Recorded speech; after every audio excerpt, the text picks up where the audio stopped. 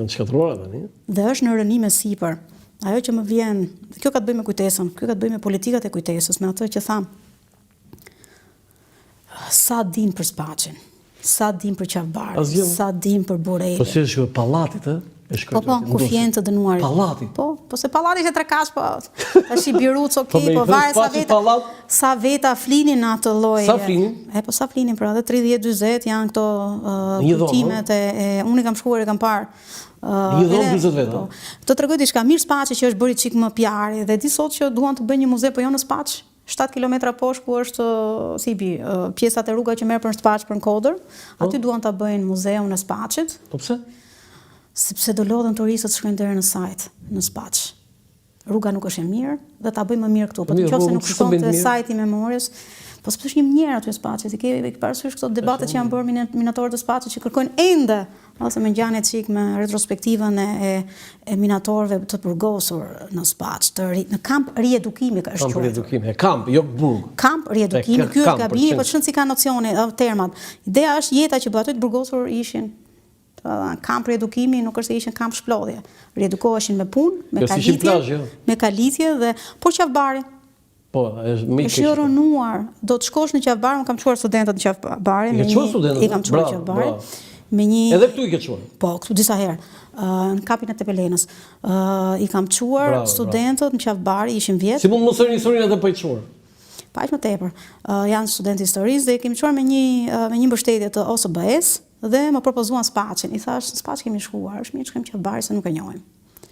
4 orë për të shkuar sepse rruga është dhe ankuan studentët zyshku na solle 4 orë sepse nuk din pra, pavarësisht pastaj bisedave që ishte, se ishte në kuadër të përkujtimit të 3 voltës. Me çfarë keni çuar? Mos bëja mori me furgona, mos i çu me kamiona me ato kamionat e famshëm të ushtrisë, ato si quhen. Por me furgona shumë mirë, me ajër të kondicionuar, si ishte dimër, dhe prapë ankuan. Dhe i thash, ju kam sjellë në Qafbari Kastilet për të bërë 4 orë rrugë në Tirana, për të kujtuar ata familjarë që vinin shkonin Qafbari, sa orë bënin dhe rinin 30 minuta, 1 orë për takuar të dashurit aty dhe për të kthyer foto tjetër në Tiranë. Poshtë Enver Hoxha Roft Regani. Regani, wow, e çfarë video është super. Trak. Ky është trakt. Ka trakte. Unë kam parë të tjera. Trakte, këto janë shenja guximi, por është periudha e izolimit, ku njerëzve i ka shkuar sepse është ëndër Amerikës, ne gjithmonë jemi të atashuar, por shikosh një student më ka pyetur. Perceptimi jon për Amerikën është Ore, ku ishte kaq i keq ky Enveri, si nuk bëri një akt dikush te Enver Hoxhës? Për ta vrarë. Ore, se ka qelluar njëri me llastike. Tani kjo është pyetje e bukur e studentit, ë? Si përgjigjet profesoresha e historisë? Unë kam bërë debatet forta me Timat. I thora, si e keni majt 45 vjet Enveri më bab? Si ka mundësi se ajo revolta dhe kam qenë gjimnaz në universitet. Një çik rebele në aspektin e debateve. Ai ka qenë mësues historie në gjimnaz kombinat dhe mundoi shkreti në pension, mundoi shkretit të më sqaronte si qysha. Po unë bëj pyetjen tash si ka mundësi që ne 35 vjet mas komunizmit nuk po paqtohemi me dhunën. Këto do thoshë si ka mundësi 35 vjet pas komunizmit nuk kemi hequr filanin dhe filanin. Mos nuk paqtohemi me dhunën. Domethënë si pranojmë agresivitetin. Polarizimin e shoqërisë. Atëherë ne i meritojmë? Ja, nuk mendoj që e meritojmë sepse është një rreth vicioz i mirë menduar, i konstruktuar në mënyrë të tillë që ne trotullohemi në një sistem shumë problematik, që quhet stabilitokraci. Po ne nuk mund të kemi drejt, nuk mund të prodhojmë një udhëheqës si Regani dhe si John Kennedy. Ne do prodhojmë udhëheqës si Sali Berisha, Fatos Nano, Ilir Meta, Edi Rama. Pse? Po ata jemi ne? Po jo, nuk jemi ne ata. Po kush janë? Mos mendoj që jam njësoj. Po pse votojmë pastaj? Ju jeni njësoj? Pse votojmë? Varet kë votojnë njerëzit, po kjo është demokracia, pra vullneti i lirë dhe se sa njerëzit janë të aftë. Pse votojnë Sali Berisha? Për të kuptuar, po sepse janë nostalgjik, siç votojnë, siç shkojnë në festa me nostalgjik të Enverit. Njësoj janë. Po nuk është gjithë popullata, po të shikojmë në aspektin studimor. Jo, shumica them. Jo shumica. Po të shikojmë në aspektin studimor, në aspektin kuantitativ, sa veta shkojnë të votojnë, sa është përqindja e votuesve, i pat në Vlorë sa ishin? 12. Këta janë vlonjatët. Është sistemi pra duhet ndryshuar sistemi, po kush do ndryshoj? Të ka vënë një poezi këtu që është kështu për të qeshur. Shoku Enver na mëson të vigjilojmë gjithmonë se armiku bën presion me radio televizion, flok të gjata e kauboj, do që ne vetë na utoj, mendje ne se turbullojmë, shoku Enver e dëgjojmë. Ka aty taj libri disa poezi.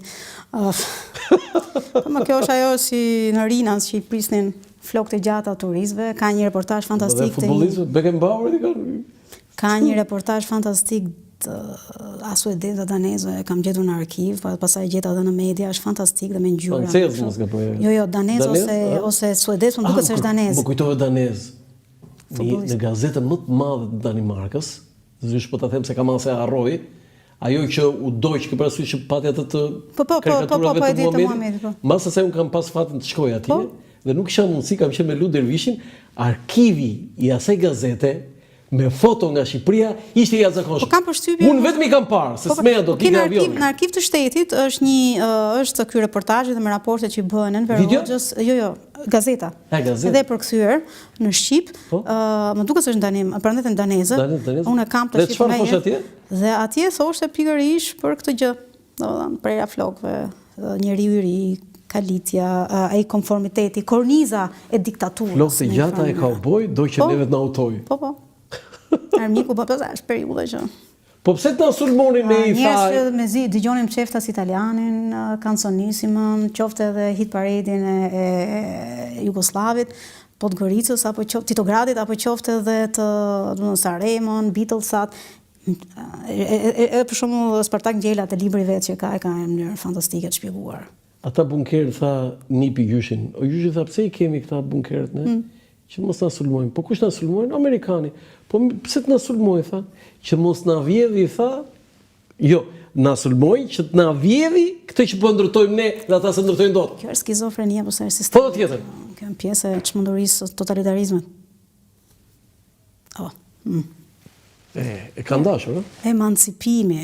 Jo, një sekond, këtu të bëjmë një pyetje të rëndë. Të tregoj diçka? Zonja Papa, këtu e ka ndashur Enver? Më këtu është kulti, pse sot nuk e duan Edin, nuk e duan Saliu, nuk e duan Ilirin. Luzim bashkë. Po dhe bashkën qoftë, po qoftë të gjithë kryetarët e partive. Ky është kulti I udhëheqësit. Të çmendur. Kur vdiqën Enveri, un kam qenë në klasë të 4, se më mëdhëri kemi pas një zysh Marien, pastaj Qave? Ato po them, atë qarë që kanë bërë, mbaj mend, jo të tërë, po tjetër, se unë isha brainwash në një farë mënyrë, lavashtrurim ishte për shkolla. S'ka ndonjë. Qave? Po isha fëmijë. Në 85-ën kam qenë sa I bie 9 vjeçe, klasë 3, klasë 4, nuk e mbaj mend zysh Marien të matematikës, një shumë e rep, një sert, tipike zysh matematike, pastaj kam marrë vesh që ka qenë e përndjekur, shumë aventura, më ka shumë keq. Por mbaj mend që kemi qenë pushim, dhe ja them për herë studentëve, kemi qenë pushim të madh, te Universiteti të Oborin, mbledh dhe po vënoheshin gjithë. Thoshim, "Ua, çka ka bërë vakisë, pushimi sa do zgjasë çerekore maksimume." Pushimi më çka ka bërë s'po dilnin as zyshat as profesorët. E mbaj mend një moment vin dalin gjithë duke qarë.